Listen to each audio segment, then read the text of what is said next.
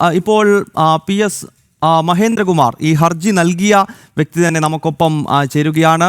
ശ്രീ മഹേന്ദ്രകുമാർ, അങ്ങ് നൽകിയിട്ടുള്ള ഹർജി ഇപ്പോൾ സുപ്രീം കോടതി പരിഗണിക്കുന്നു. ബുധനാഴ്ച ഈ വിഷയത്തിൽ വാദം കേൾക്കുന്നു. എങ്ങനെ പ്രതികരിക്കുന്നു? നമസ്കാരം.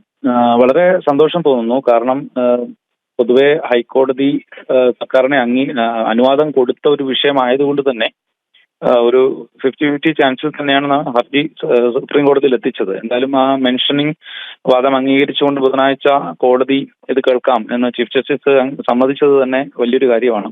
ഇതിനകത്തുള്ള പ്രധാന വിഷയം പല പല വിഷയങ്ങൾ ഈ ആഗോള അയ്യപ്പ സംഘവുമായിട്ട് ബന്ധപ്പെട്ട് വരുമ്പോഴും ഒരു പ്രത്യേക വിഷയം 2022 ജൂൺ 30 ബഹുമാനപ്പെട്ട കേരള ഹൈക്കോടതി Devaswom bench judge Anil K Narendran സാറ് അധ്യക്ഷനായിട്ടുള്ള ആ ബെഞ്ച് പുറപ്പെടുവിച്ച ഒരു ഉത്തരവുണ്ട്.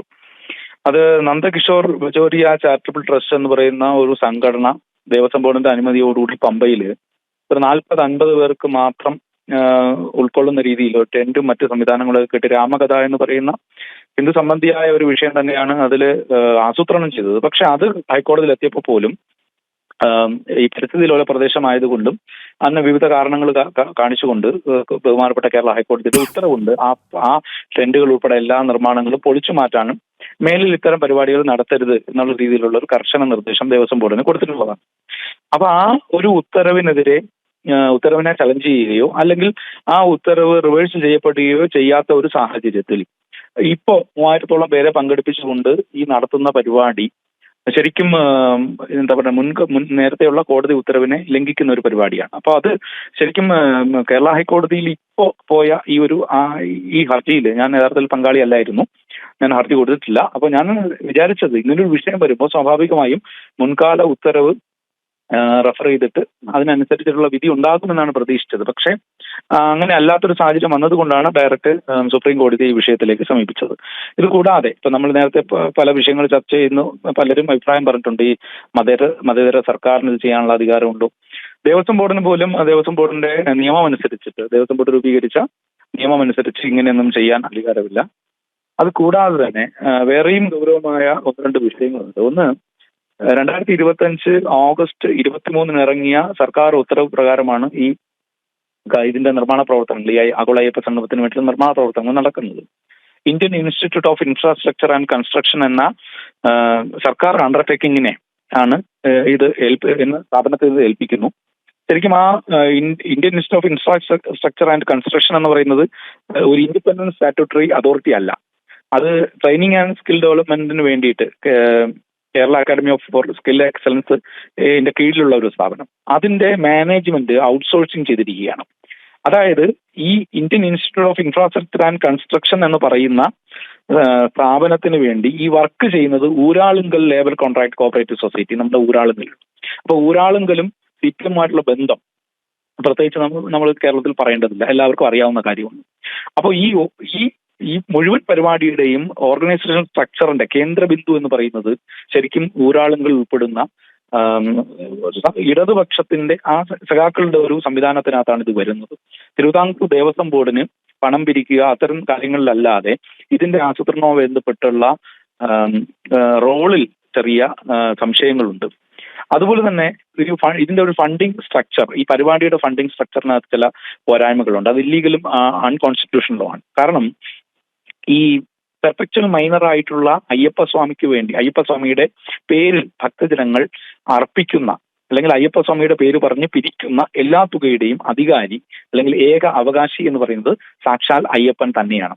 അപ്പൊ അദ്ദേഹത്തിന് വേണ്ടി ട്രസ്റ്റി ആയിട്ടുള്ള തിരുവിതാംകൂർ ദേവസ്വം ബോർഡിന് എന്തൊക്കെയാണ് പരിമിതികൾ, അവരുടെ അധികാരത്തിന് ചില പരിമിതികളുണ്ട്. അവരുടെ പർപ്പസ് എന്താണെന്നുള്ളത് Travancore Cochin Hindu religious institution act 1950 വ്യക്തമായി പറഞ്ഞിട്ടുണ്ട്. അതിൽ പറയാത്തതായ കാര്യങ്ങൾ ചെയ്യാൻ ദേവസ്വം ബോർഡിന് ആര് അധികാരം കൊടുത്തു എന്നുള്ളതാണ് സുപ്രീം കോടതിയിൽ നമ്മൾ ഉന്നയിക്കാൻ പോകുന്ന ഒരു പ്രധാനപ്പെട്ട ചോദ്യം.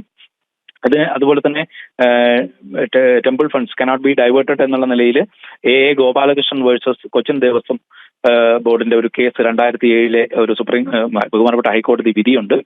അങ്ങനെ കുറച്ച് വിഷയങ്ങൾ പണപ്പിരിവുമായി ബന്ധപ്പെട്ട് അയ്യപ്പന്റെ പേരിൽ ഹുണ്ടിയിലേക്ക് വരുന്ന അല്ലെങ്കിൽ കാണിക്ക വഞ്ചിയിലേക്ക് വരുന്നത് അല്ലെങ്കിൽ പേരിൽ പിരിക്കുന്ന പണത്തിന് അത് സൂക്ഷിക്കാൻ ഒരു പാരലൽ ബാങ്ക് അക്കൗണ്ട് ഉണ്ടാക്കുന്നത് തന്നെ നിയമവിരുദ്ധമാണ്. പക്ഷെ അത്തരത്തിലൊരു സെപ്പറേറ്റ് ബാങ്ക് അക്കൗണ്ട് ഉണ്ടാക്കാൻ വേണ്ടി ഓഗസ്റ്റ് 23 ഗവൺമെന്റ് ഉത്തരവിൽ ദേവസ്വം അക്കൗണ്ട് ഓഫീസറെ ചുമതലപ്പെടുത്തിയിട്ടുണ്ട്. അത് തെറ്റാണ്.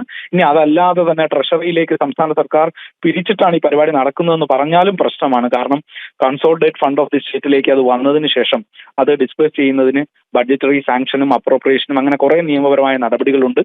ആ നടപടികളൊന്നും തന്നെ ഇവിടെ നടന്നിട്ടില്ല. അതൊക്കെ കേരള ഫിനാൻഷ്യൽ കോഡിന്റെ റൂൾ 92, 93യുടെയൊക്കെ നഗ്നമായ ലംഘനമാണ്. ഇങ്ങനെ അനേകം വിഷയങ്ങൾ നിയമപരമായിട്ട് സർക്കാർ മറുപടി പറയേണ്ട കാര്യങ്ങളുണ്ട്. ഇതെല്ലാം ബഹുമാനപ്പെട്ട സുപ്രീം കോടതിയെ ബോധ്യപ്പെടുത്തുകയാണ് എങ്കിൽ വളരെ പോസിറ്റീവായിട്ടുള്ള ഒരു വിധി ഉണ്ടാകും എന്ന് തന്നെയാണ് പ്രതീക്ഷിക്കുന്നത്.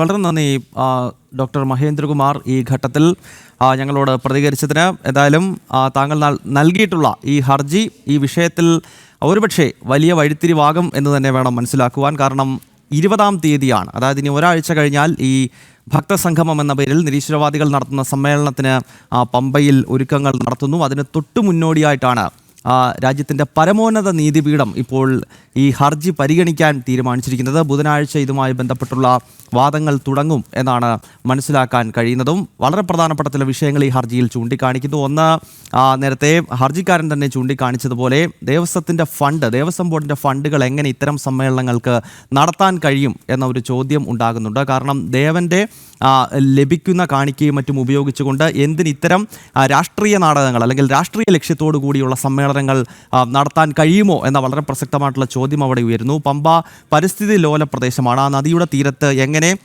ഇത്തരം ഒരു സമ്മേളനം നടത്താൻ കഴിയും? ഒപ്പം ഇത്തരം സമ്മേളനങ്ങൾ തുടങ്ങിക്കഴിഞ്ഞാൽ പിന്നീട് തുടർച്ചയായി രാഷ്ട്രീയ ലക്ഷ്യത്തോടു കൂടിയുള്ള ഇത്തരം പൊതുപരിപാടികൾക്ക് പമ്പയുൾപ്പെടെയുള്ള ശബരിമല അയ്യപ്പൻ്റെ പൂങ്കാവനവും പമ്പാ നദീതീരവും വേദിയാകും എന്ന ആശങ്ക കൂടി ഹർജിക്കാരൻ ഈ ഹർജിയിൽ ചൂണ്ടിക്കാണിക്കുന്നുണ്ട്. എന്തായാലും വളരെ സുപ്രധാനമായ ഈ ഹർജി ബുധനാഴ്ച സുപ്രീം കോടതി വാദം കേൾക്കുകയാണ്. ഈ വാർത്തയുടെ വിശദാംശങ്ങൾ ഡൽഹിയിൽ നിന്ന് പങ്കുവച്ചത് ജിഷ്ണു കൃഷ്ണൻ.